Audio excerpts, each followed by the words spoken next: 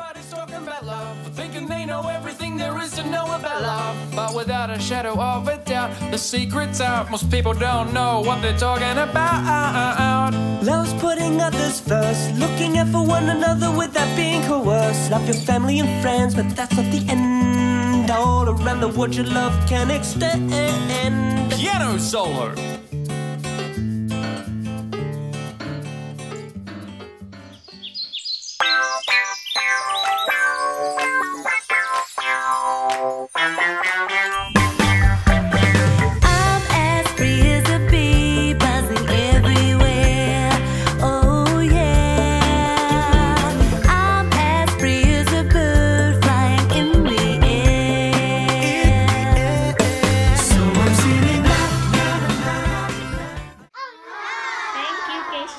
Karissa for Mother's Day breakfast. Love you both.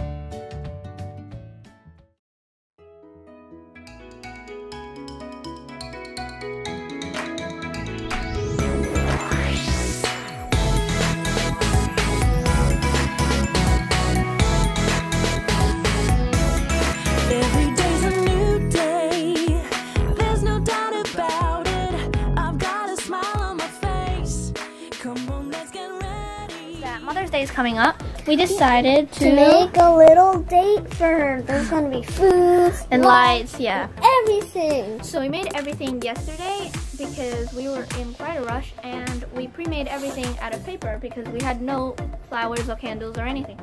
So what we did was made these little flowers, and they have like words on them. For example, problem solver and talented and creative.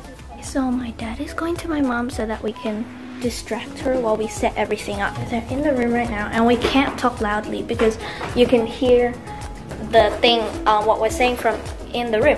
So we gotta set this up now. So right now we're setting up the table and the chairs, and this is where they're gonna sit, and we put the flowers in a little glass and surrounded it with rocks. We also had some jelly, so we separated it into 4 parts, and while we were doing this, I was also cooking Indomie as well at the same time. So we put a chopping board and put the menu on there and surrounded it with lights, and that's about it. Mommy, Nothing. you're sitting here. What is this? Which? Right now, I wanna see all my homies get down. I wanna feel like I can't come down. I got a dream, so I can't stop now. I wanna fly right now. I wanna see all my homies get down. I wanna feel like I can't come down. I got a dream, so I can't stop now.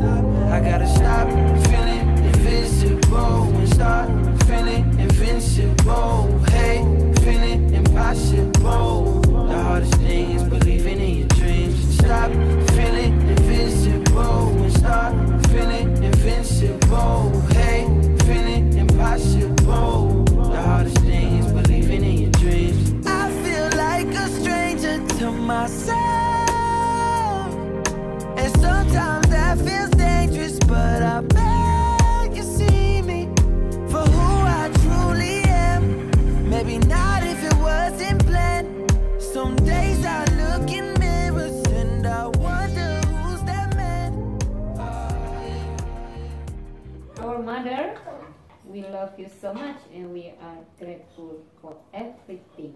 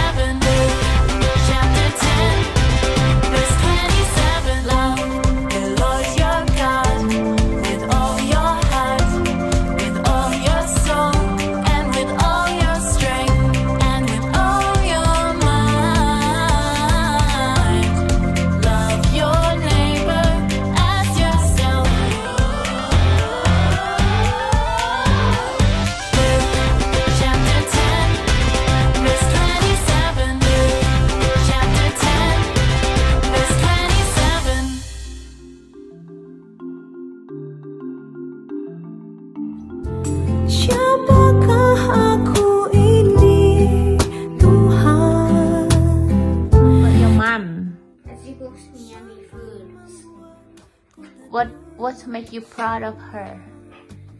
That she teaches me everything.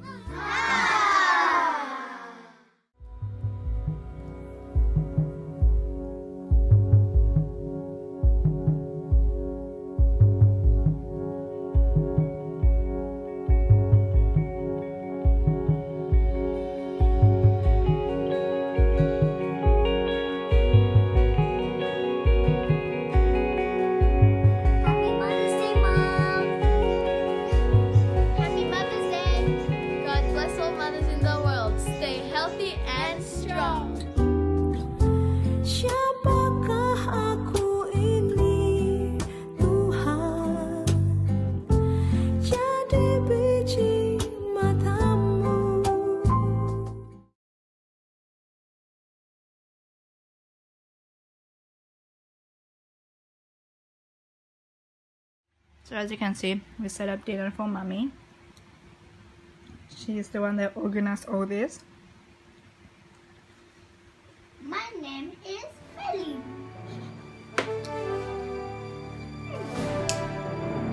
Mama!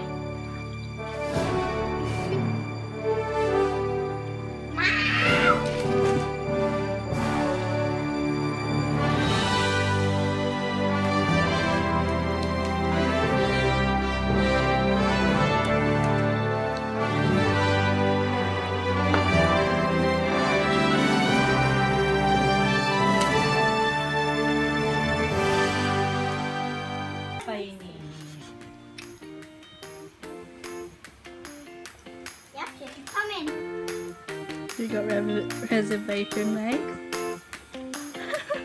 I'm a little bit excited cause everyone's invited around to praise him. So come on, let's get together cause there is nothing better than to praise him. We wanna see the whole earth filled with his glory. Every nation reading his story. Everybody lifting their voice, praising his name forever. No other name is greater than Jesus. I give him praise with all my heart and all my soul. No other name is greater than Jesus. I give him praise with all my heart and all my soul.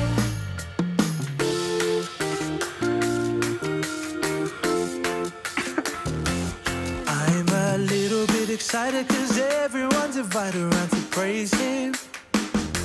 So come on, let's get together cause there is nothing better than to praise him.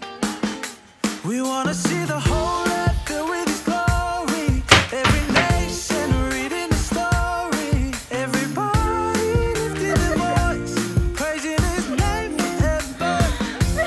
No other name is greater than Jesus. I give him praise with all my heart and all my soul. Belen, give No her the other call. name Give her the is call. greater than Jesus. I give him praise with all my heart and all my soul. Take it away.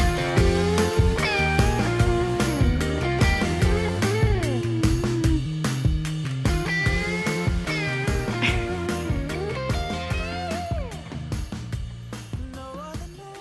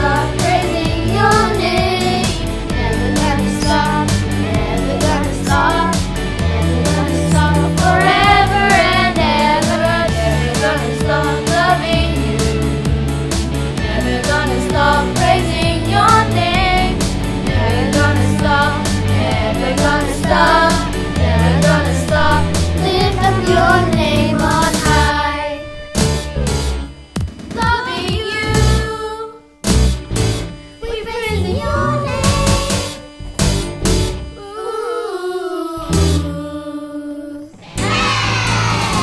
Never gonna stop loving you. Never gonna stop praising your name. Never gonna stop. Never gonna stop.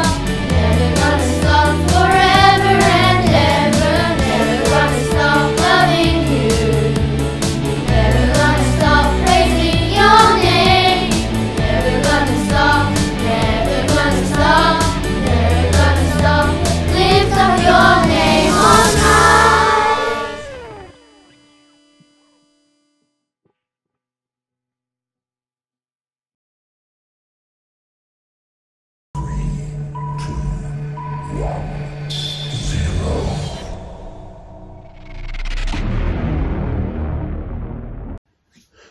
Shalom dan selamat sore saudara-saudara yang terkasih dalam Kristus Tuhan.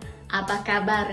Senang sekali pada sore hari ini kita bisa bersama-sama kembali mengikuti ibadah online JKI House of Sacrifice. Mari teman-teman, saudara-saudara terkasih, ajak seluruh teman-teman dan juga keluarga untuk tidak ketinggalan mengikuti ibadah pada sore hari ini. Dan juga kami mewakili keluarga besar dari House of Sacrifice mau mengucapkan Happy Mother's Day to all mothers. Dan juga kita ada beberapa pengumuman untuk minggu ini seperti biasa. Untuk ibadah online JKI House Sacrifice tetap diadakan setiap hari minggunya jam 4 sore melalui YouTube dan juga Facebook.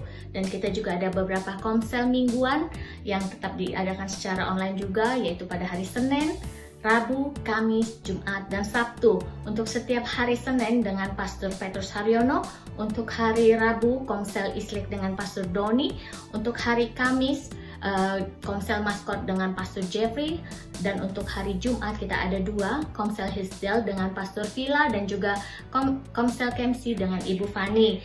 Dan juga untuk hari Sabtu kita ada komsel Youth dengan Pastor Yohana. Dan juga bagi teman-teman yang mau mengikuti doa syafaat, kita ada grup pendoa syafaat dan itu diadakan setiap hari Rabu jam 10.30 dengan Pastor Nur. Dan juga tidak ketinggalan juga untuk anak-anak, kita punya Sunday School program untuk anak-anak. Dan kami berharap untuk setiap orang tua yang mempunyai anak-anak, mari ajak anak-anaknya untuk ikut ibadah Sunday School secara online ini setiap hari Minggu jam 2 dengan Pastor Yohana. Dan juga yang terakhir untuk offering, bagi teman-teman, saudara-saudara terkasih yang mau memberikan persembahan, perpuluhan maupun kasih, saudara-saudara bisa transfer ke akun yang tertera di layar ini. Demikian pengumuman untuk minggu ini. Mari kita doa persembahan dan doa pembukaan sebelum kita memulai ibadah kita bersama-sama. Bapa, kami mengucap syukur dan berterima kasih Tuhan atas satu minggu yang Tuhan berikan buat kami hari ini. Terima kasih Tuhan, Kau sudah mencukupi setiap kebutuhan kami. Terima kasih Bapa. Tuhan berkati setiap tangan-tangan yang memberi Tuhan. Dan itu persembahan perpuluhan, persembahan kasih Tuhan. Kami percaya Tuhan, berkat-Mu Tuhan bagi setiap kami tidak akan pernah kurang Tuhan. Berkati setiap tangan-tangan yang memberi Tuhan. Dan kami saat ini kami mau memberi dengan hati yang penuh dengan sukacita. Terima kasih Tuhan. Terima kasih Tuhan. Dan juga saat ini Bapa, kami mau memulai ibadah kami Tuhan. Berkati ya Tuhan ibadah kami pada hari ini Tuhan.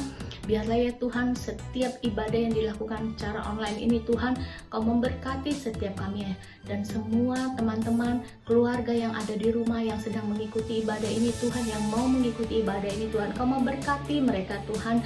Engkau buka hati dan pikiran mereka Tuhan untuk mereka mampu menangkap pesan firman-Mu ya Tuhan pada hari ini Tuhan.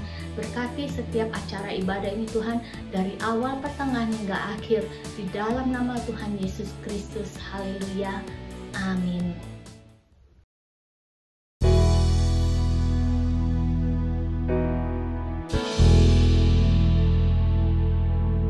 Shalom jemaat yang dikasihi oleh Tuhan.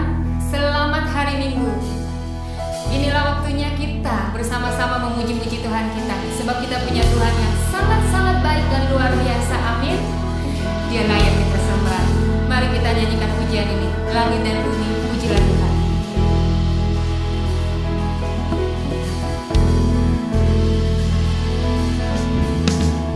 Langit dan bumi, pujilah Tuhan.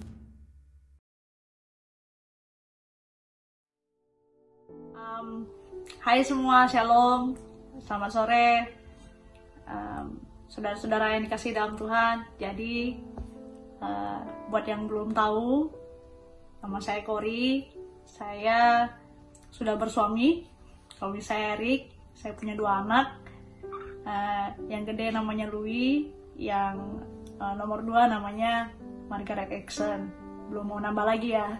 Jadi saya mau sharing dikit nih tentang gimana nyatanya pemeliharaan Tuhan tuh dalam keluarga kami gitu loh. Nah, jadi untuk informasi aja, saya tuh udah di sini dari sejak sekitaran 2014. So, buat keluarga kita itu tahun ini tuh benar-benar tahun yang paling berat gitu loh. Kenapa? Karena di tahun ini, di luar perkiraan kita semua ya, kita menghadapi yang namanya COVID-19 ini kan, virus corona ini gitu loh. Jadi benar-benar yang krisis di mana-mana gitu. So, waktu pas lockdownnya itu, kita mungkin secara manusia,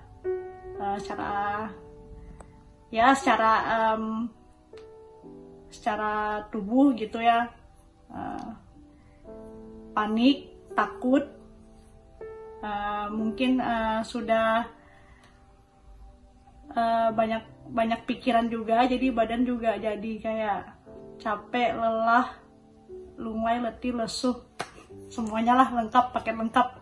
Jadi benar-benar yang kayak khawatir banget, apalagi setelah si Erik, suami saya tuh nggak bekerja gitu loh. Jadi benar-benar yang saya nggak bekerja, dia nggak bekerja, kita juga punya 2 anak, terus masih harus bayar ini, bayar itu, rumah, segala macem. Jadi kayak terlalu banyak aja gitu loh yang dibayar, sedangkan kita kondisi bener-bener nggak ada pemasukan sama sekali gitu.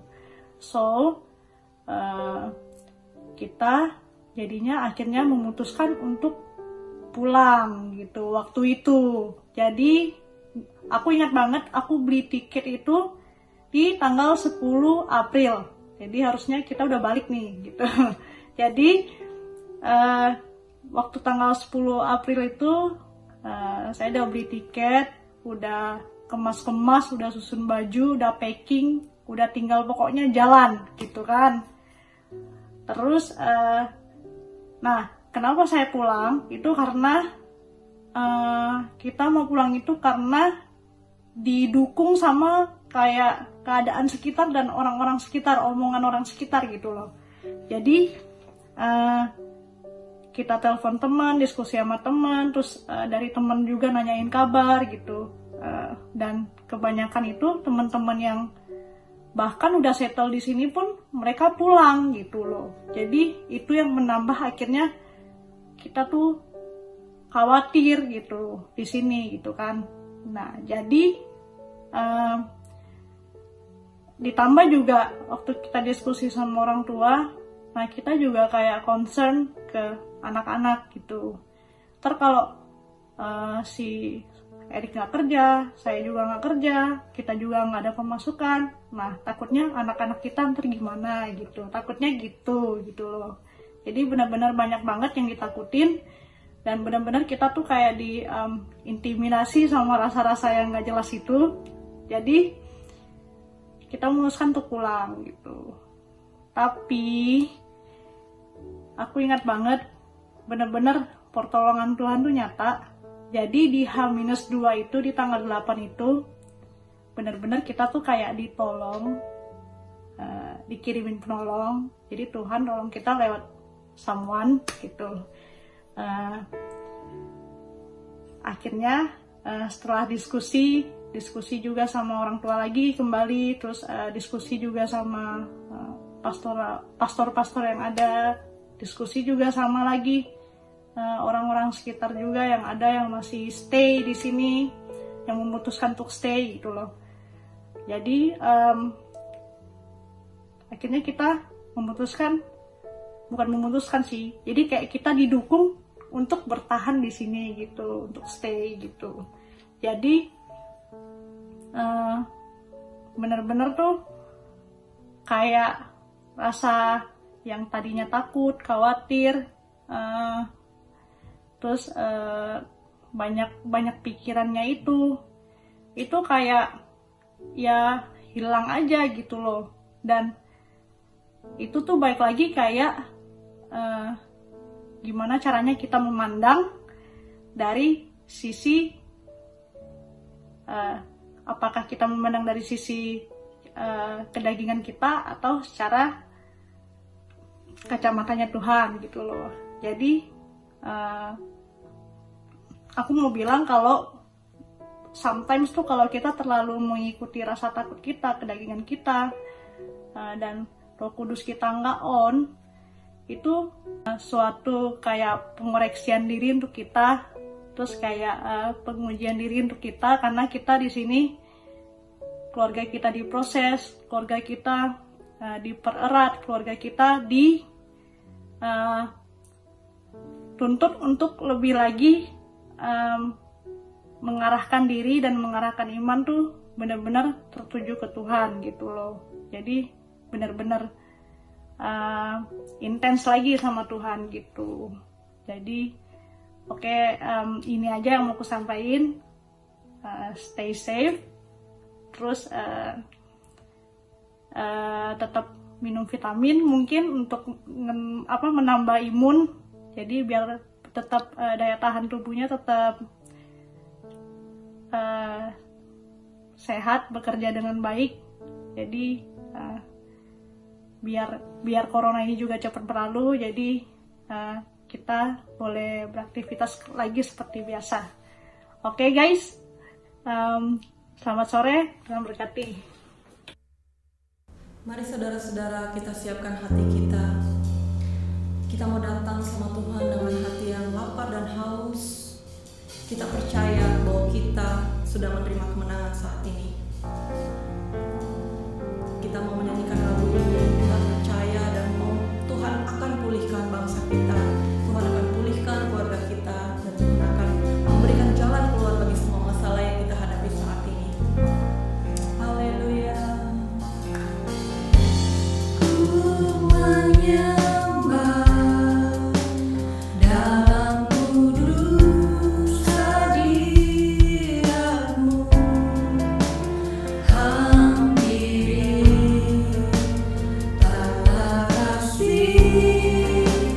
Karuniamu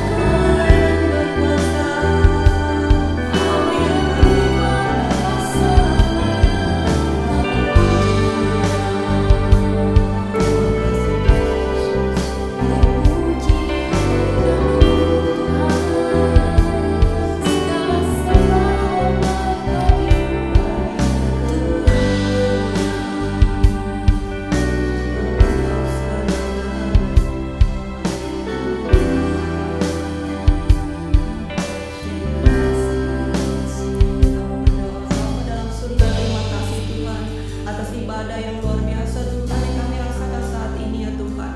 Tuhan, kami mau berdoa Tuhan untuk bangsa kami Tuhan yang saat ini Tuhan sedang mengalami Tuhan masa-masa yang sulit ya Tuhan. Kami percaya Tuhan kemenangan sudah kami terima Tuhan. Pada saat ini kami deklarasikan Tuhan, Engkau sungguh baik, Engkau sangat baik dalam setiap keadaan apapun ya Tuhan. Kami memberkati bangsa Australia Tuhan, juga kami memberkati bangsa Indonesia Tuhan. Kau yang melakukan semua ini ya Tuhan. Berkati kami Tuhan supaya kami anak-anak-Mu Tuhan terus bersinar Tuhan dalam keadaan apapun ya Bapak. Kami mau juga berdoa untuk jemaat kami yang di rumah masing-masing ya Tuhan, yang saat ini sedang bersusah hati Tuhan, Engkau yang hiburkan Tuhan. Jemaat yang sedang sakit ya Tuhan, Engkau berikan kesembuhan juga Tuhan. Bahkan Tuhan yang kehilangan pekerjaan ya Tuhan, yang sedang mengalami kesulitan apapun Tuhan, Engkau tetap membantu kami Tuhan di saat ini ya Tuhan. Kami percaya Tuhan, Engkau mendengarkan doa anak-anak-Mu di tempat ini ya Bapak. Kami bersyukur Bapak. Bapak, sebentar kami mau mendengarkan juga Tuhan firman-Mu yang sudah disiapkan oleh hamba-Mu Tuhan. Buka hati pikiran kami Tuhan, supaya firman yang dibagikan saat ini ya Tuhan boleh menjamah kami, boleh memulihkan kami, bahkan Tuhan merubah kami Tuhan di tempat kami masing-masing. Terima kasih Bapak, kami serahkan ini di dalam nama Tuhan Yesus. Amin.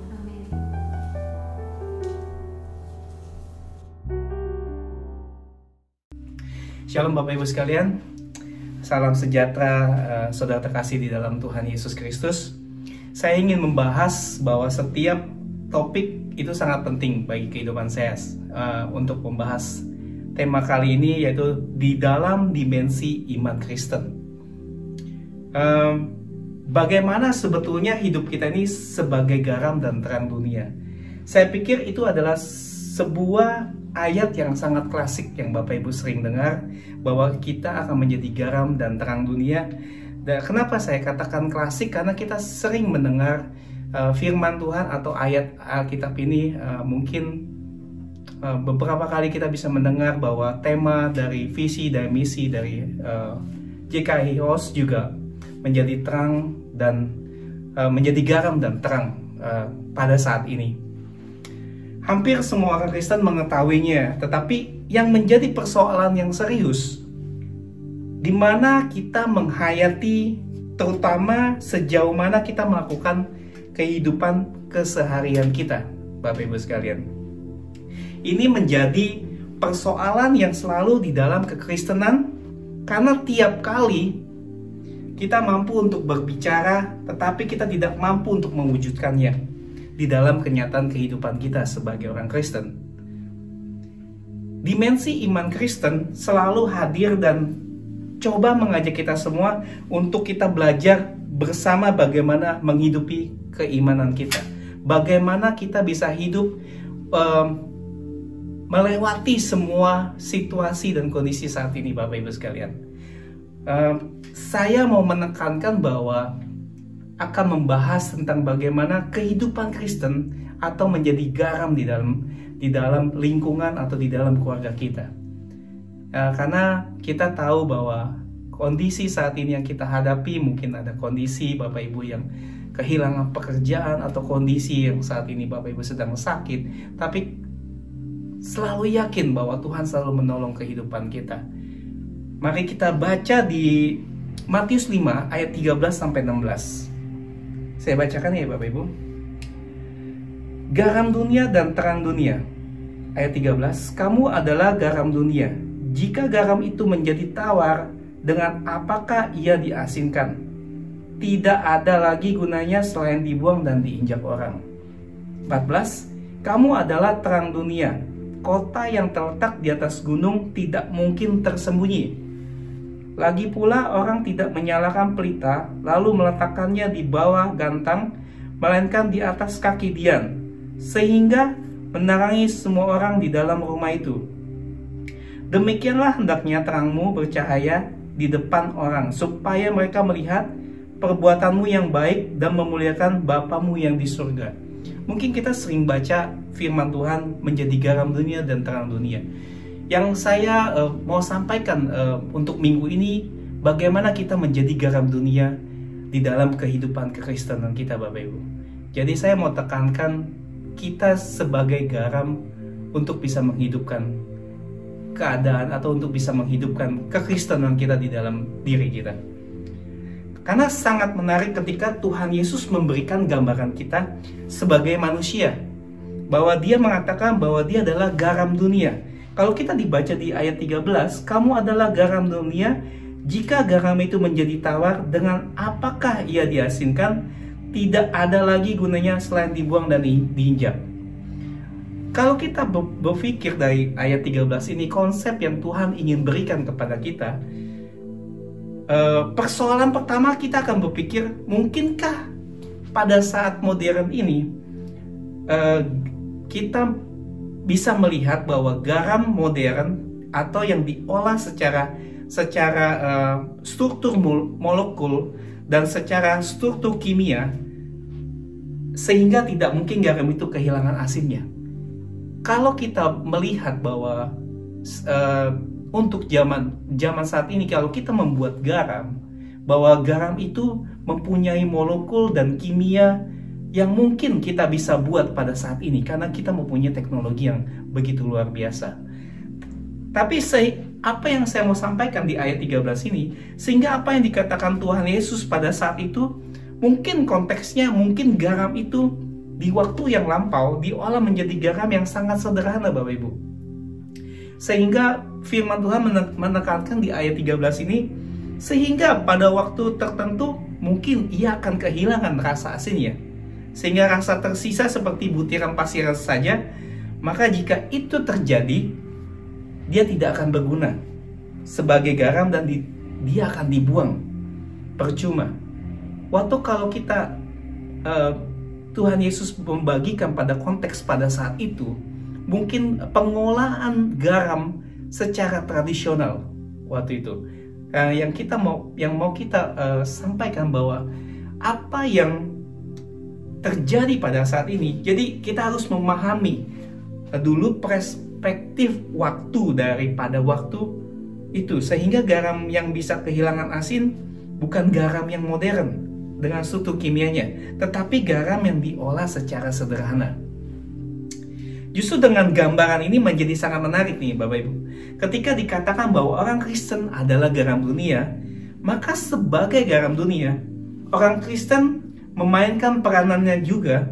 Jangan sampai orang Kristen kehilangan asin garamnya, sehingga dia tidak mempunyai peranan, dia tidak mempunyai dampak, dia tidak mempunyai kehidupan untuk bisa menggaramkan orang lain. Jangan sampai kemudian orang Kristen kehilangan bagaimana bentuk tindakan keimanannya, sehingga kemudian orang Kristen tidak lagi menjadi Kristen yang berguna di dalam hidupnya. Apa sebetulnya yang bisa dilakukan oleh garam di dalam kehidupan sehari-hari kita? Di waktu yang lampau, mungkin garam bisa dijadikan itu sebagai alat ibadah, seperti kemenyan, mur, garam pun termasuk di situ, Bapak Ibu. Tetapi ada aspek yang saya mau bagikan di dalam fungsi garam sehari-hari di dalam kehidupan Bapak Ibu dan kehidupan saya.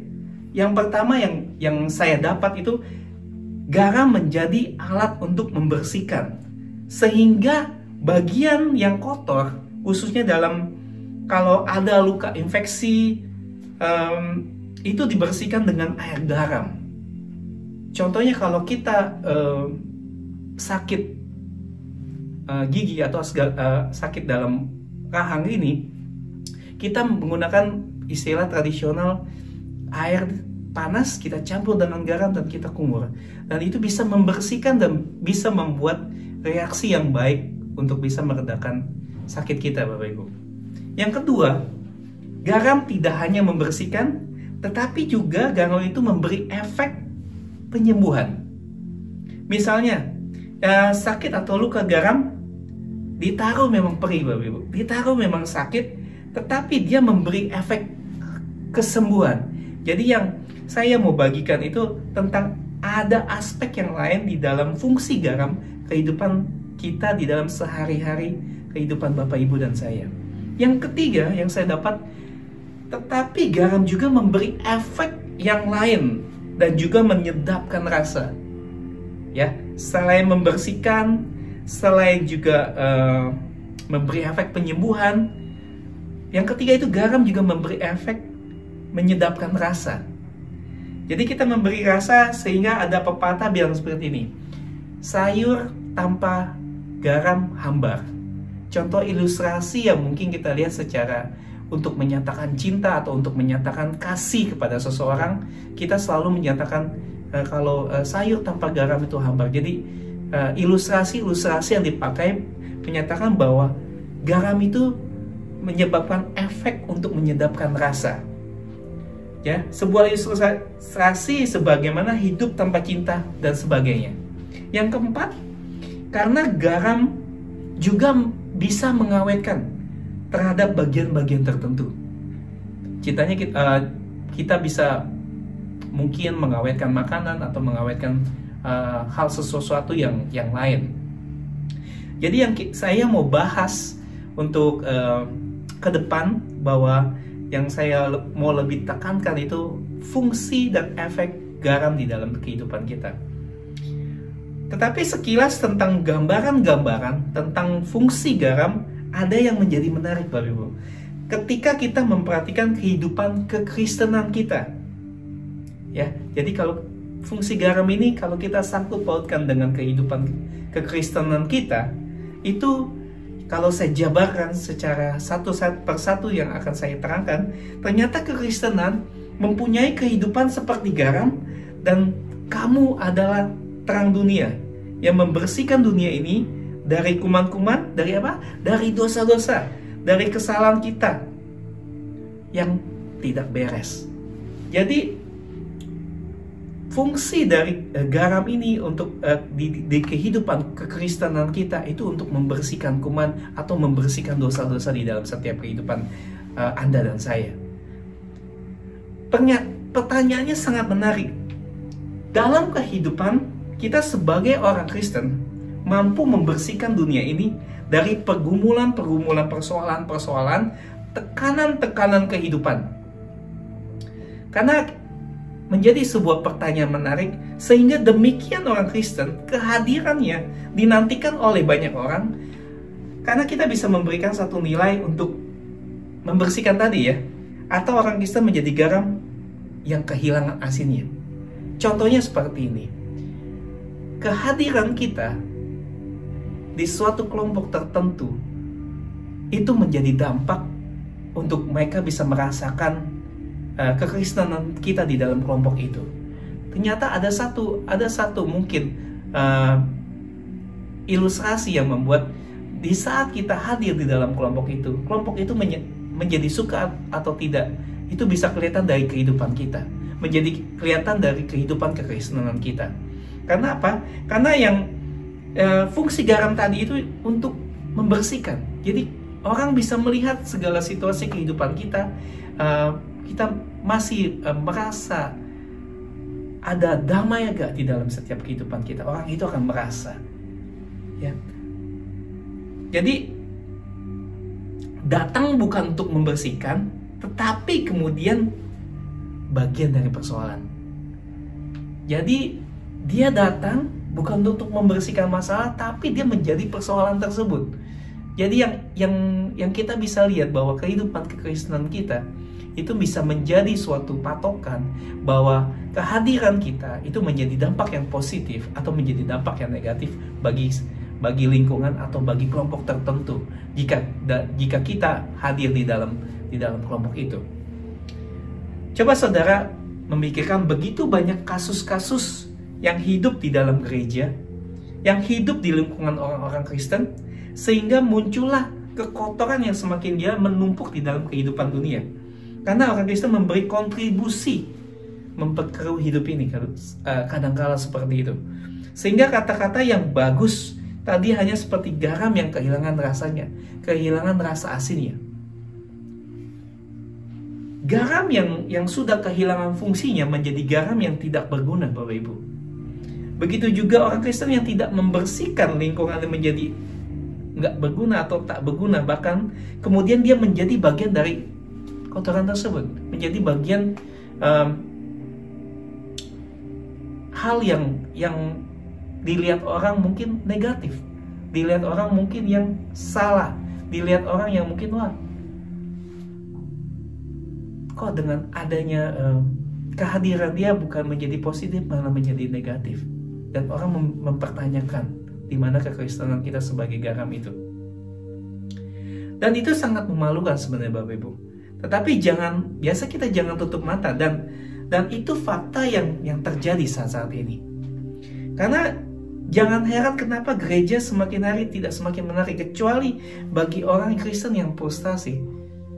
Karena di dalam kehidupan kita, orang Kristen yang frustasi atau orang yang sedang frustasi dan yang mencari tempat pelarian atau tempat perhatian dan kemudian bersembunyi di dalam gereja, itu mengerikan. Jadi gereja bukan tempat seperti itu. Mestinya gereja tidak boleh menjadi tempat persembunyian Bapak Ibu. Gereja tidak boleh menjadi tempat pelarian. Gereja juga harus menjadi tempat di mana orang dapat ke tempat Tuhan, memuji dan menyerahkan dirinya kepada Tuhan. Itulah fungsi gereja. Jadi bukan di mana kita menjadi tempat persembunyian kita atas dosa-dosa kita, di mana kita mencari tempat perlindungan atau pelarian kalau kita sedang menghadapi masalah. Tidak Bapak Ibu, bukan seperti itu. Tapi yang saya mau bagikan, gereja harus menjadi tempat di mana orang datang ke tempat Tuhan untuk memuji, menyembah, dan menyerahkan dirinya kepada Tuhan. Yang kedua, nah kalau kita lihat fungsi garam mempunyai efek penyembuhan, maka garam seharusnya memberikan nilai di dalam kehidupan, kontribusi di dalam kehidupan kita. Begitulah kehidupan orang Kristen, bagaimana dia bisa menyembuhkan apa yang harus disembuhkan dari orang Kristen. Menarik ini, ketika Yesaya melukiskan bahwa bilur-bilur Yesus telah menyembuhkan sakit penyakit kita. Ketika kita berkhotbah, kita bukan tentang berargumentasi yang kita pahami dan kita mengerti, tetapi apa yang kita lakukan di dalam hidup ini. Jadi ketika kita mendengar sharing firman Tuhan atau mendapatkan rema di dalam setiap kehidupan kita, itu bukan menjadi argumentasi kita dan yang kita pahami atau yang kita mengerti, tetapi apa yang harus kita lakukan di dalam kehidupan kita ini. Karena itulah bahwa kehidupan kita yang kita jalani menjadi suatu pergumulan yang sangat serius yang harus kita lakukan di dalam kehidupan kita. Fungsi garam yang ketiga, bagaimana kita melakukan itu dan menjalaninya, sehingga suatu perjalanan hidup yang penting seperti garam dunia ini, dan bagaimana garam itu menjadi efek yang sedap atau yang enak dalam kita mengelola sesuatu. Kadangkala kehadiran orang Kristen menjadi kehadiran yang menyenangkan, Bapak Ibu atau saudara sekalian. Nah, itu pertanyaan yang sangat serius yang perlu mungkin kita pergumulkan, yang perlu kita pikirkan, karena itu yang saya pikir kita harus bertanya-tanya. Kalau kita hadir dalam suatu kelompok atau kalau kita hadir di dalam suatu diskusi, apakah kita akan menyenangkan? Apakah kita akan menyenangkan kelompok itu atau orang-orang yang ada di sekitar kita? Saya pikir ini adalah sangat penting sekali, karena terlalu banyak orang yang arogan dalam arti kata hidupnya hanya menciptakan kejengkelan dan permusuhan di antara teman atau di antara kelompok itu. Tetapi lucunya pada waktu dia merasa benar, dia merasa hebat, ini ironis sekali Bapak Ibu. Karena yang kita perlu bertanya di dalam diri kita, kalau kita hadir menyenangkan atau sebaliknya, dan kita berpikir untuk menjadi sangat perlu, dan yang saya ingin sharing kepada Bapak Ibu bahwa menyenangkan itu bukan suatu penipuan atau manipulasi. Artinya begini, kalau saya datang pada orang dan saya datang bagi-bagi uang dan makanan, mereka pasti senang. mereka akan welcome. Saya datang ke tempat orang, saya membawa makanan, mereka akan senang. Tapi di balik sesudah itu, dan saya melakukan sesuatu tindakan yang tidak berkenan, dilihat teman kita untuk oh ternyata dia mempunyai motif yang salah. Dia memanipulasi situasi yang ada untuk menyenangkan orang. Tapi dia melihat kehidupan kita, bagaimana di kehidupan kita sehari-hari, bahwa kita bisa melakukan hal yang baik, hal yang positif, dan orang itu akan melihat, Bapak Ibu. Dan mungkin saudara atau teman kita akan melihat. Tapi kalau kita melakukan hanya sebagai manipulasi untuk menyenangkan orang, tetapi di luar itu kita melakukan kesalahan atau tindakan yang tidak menyenangkan atau tindakan yang menjengkelkan, orang itu akan melihat orang itu tidak benar, orang itu tidak layak untuk ditemani. Nah, untuk memberikan rasa sedap itu, ketika mereka sedang, misalnya contohnya ketika mereka sedang ke tempat saya dan perlakuan saya yang tidak menyenangkan, yang tadi saya cerita, bahwa mereka hanya melihat aslinya nggak kelihatan. Asli dan sifat orang itu tidak kelihatan di saat mungkin mereka berbuat sosial dengan hal yang baik. Tapi kehidupan kita bisa kelihatan, dampak kita bisa kelihatan dari kehidupan kita sehari-hari. Dan orang itu akan melihat bahwa orang ini menyenangkan atau tidak, orang ini enak untuk diajak berteman atau tidak. Itu bisa kelihatan dari kehidupan kita sehari. Bukan hanya di gereja. Di gereja mungkin hanya sebentar, 1-2 jam melihat wah welcome, shalom segala macam. Tapi di kehidupan sehari kita tidak melakukan hal yang baik di mata Tuhan. Di kehidupan sehari-hari kita justru kita melakukan hal yang kurang berkenan atau yang tidak layak di hadapan Tuhan. Ironis bukan Bapak Ibu? Karena itu menjadi sangat penting sejauh mana orang sama kita atas hidup kita dan apa yang akan kita lakukan. Yang keempat yang saya ingin bahas, hal yang keempat, memberikan suatu kemampuan untuk mengawetkan. Jadi memberi sebuah daya tahan sehingga garam itu sebetulnya mampu mempertahankan tingkat kehidupan yang bergerak sehingga menjadi konsisten. Ini perlu. Tidak hari ini kita menyenangkan, besok tidak. No. Contohnya hari ini kita mungkin menyenangkan, besok kita nggak menyenangkan, besok menyenangkan. Bukan seperti itu. Karena fungsi garam yang keempat ini mengawetkan. Jadi mempunyai sifat konsisten. Gitu. Jadi kalau kehidupan kita menyenangkan dan kita harus menyenangkan. Jadi fungsi garam yang keempat yang saya mau bahas itu tentang bagaimana konsistensi kehidupan kita, konsistensi kehidupan kekristenan kita untuk kita tetap konsisten apapun situasinya, apapun kondisinya. Contoh pada kondisi saat ini, mungkin Bapak Ibu melihat bahwa kita sudah melalui mungkin sekitar 6-7 minggu kita berada di rumah untuk kebaktian online seperti ini. Apakah Bapak Ibu konsisten untuk Bapak Ibu pertahankan ibadah yang ada, yang ibadah yang datang dengan ibadah yang online? Jadi konsisten setiap ibadah yang sebenarnya dengan ibadah online, dan itu harus sama. Karena apa? Tuhan melihat dimanapun kondisi kita, dimanapun situasi kita, apapun keadaan kita harus konsisten Bapak Ibu. Karena jika kita menghormati firman Tuhan, di saat kita ibadah secara real atau ibadah secara online, dan itu harus sama, dan Tuhan melihat itu. Karena seringkali kita merasa bahwa kita sudah ibadah dalam online, setelah ibadah kita melihat oh ini bisa dicepatkan, atau oh ini kita sambil makan, atau kita sambil melakukan sesuatu. No. Jadi kita harus melihat bahwa ibadah yang sejati, ibadah yang berkenan di hadapan Tuhan, bukan sekedar ibadah yang real setiap minggu kita datang, tapi ibadah yang juga secara online seperti ini Bapak Ibu. Karena Tuhan melihat bahwa kita sebagai anak-anak Tuhan konsisten gak untuk kita mencari Dia, untuk kita tetap mendengarkan firman Tuhan pada saat ini. Continue gak?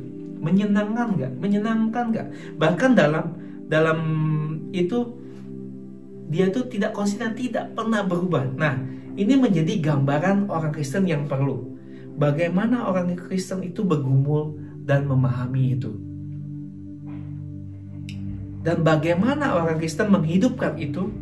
Atau sebaliknya kita hanya baik pada hari Minggu dan tidak baik pada hari-hari berikutnya atau setelah after Minggu.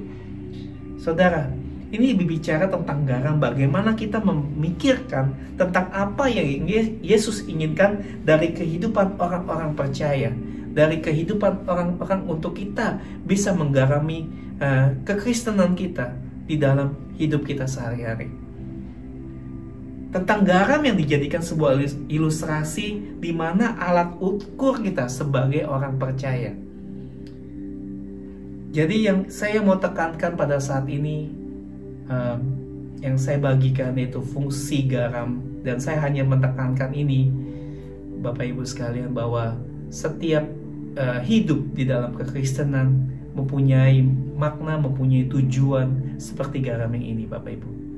Karena kita bisa melihat ilustrasi-ilustrasi yang Tuhan Yesus ajarkan di dalam kitab ini, di dalam firman Tuhan, adalah ilustrasi yang mungkin kita bisa melihat bahwa dampak di dalam kehidupan kita sebagai garam dan terang dunia itu menjadi dampak bagi kehidupan Bapak Ibu sekalian. Ayo kita lakukan fungsi kita sebagai garam di mana saat-saat ini masih banyak orang yang membutuhkan kita. Sebagai orang percaya untuk tetap menjadi berguna sebagai orang Kristen saat ini. Semoga saudara mengerti tentang kehidupan yang dinamis di dalam kekristenan saudara sebagai garam yang berguna. Karena kalau kita melihat situasi saat ini, mungkin dalam minggu ini keadaan sudah semakin lebih baik dan semakin baik. Itu semua berkat kita berdoa bersatu untuk meminta sama Tuhan, biarlah semuanya kembali dengan normal. Apa yang kita dapat, apa yang kita ingin lakukan, biarlah semuanya itu kita bisa melihat bahwa kita dipakai Tuhan, Anda dan saya dipakai Tuhan untuk bisa sama-sama bisa menggaramkan atau menerangkan kehidupan pada saat-saat ini. Dan kita bisa menguatkan saudara-saudara kita bisa menguatkan teman-teman kita pada saat-saat ini. Karena apa yang kita lakukan, Tuhan menilai semuanya, Tuhan melihat itu. Jadi bagaimana konsisten kita sebagai orang Kristen menjadi garam untuk kita bisa menularkan atau kita untuk bisa membawa dampak yang baik di dalam kehidupan kita dan di dalam kehidupan keluarga kita, teman kita, atau saudara-saudara kita. Semoga firman ini menjadi berkat Bapak Ibu. Selamat hari Minggu, Tuhan Yesus memberkati. God bless. Mari kita bersatu dalam doa. Bapa, kami mengucap syukur Tuhan atas firman yang kami dengar Tuhan, karena kami percaya menjadi garam dan terang dunia itu akan menjadi bagian dalam kehidupan kami. Biarlah semua ini Tuhan, kami percaya Tuhan, apapun yang kami terima, apapun yang kami dapat Tuhan, bisa menjadi kekuatan bagi kami Tuhan. Terima kasih, hanya di dalam nama Yesus Tuhan kami berdoa, kami mengucap syukur. Amin. Kita akan mengakhiri ibadah kita sore hari ini. Kita akan berdoa bersama-sama. Terima kasih Bapak untuk sore hari ini, untuk ibadah sore hari ini. Kau terpimpin dari awal hingga akhirnya Tuhan. Tiba saatnya kepada kami untuk kembali ke rumah kami masing-masing, untuk melakukan aktivitas masing-masing Tuhan. Biarlah Tuhan, biarlah berkat, sukacita, perlindungan daripada Roh Kudus turun ke atas kami semua, dari sekarang sampai Tuhan Yesus datang kedua kali. Dalam nama Tuhan Yesus kami berdoa, haleluya, amin.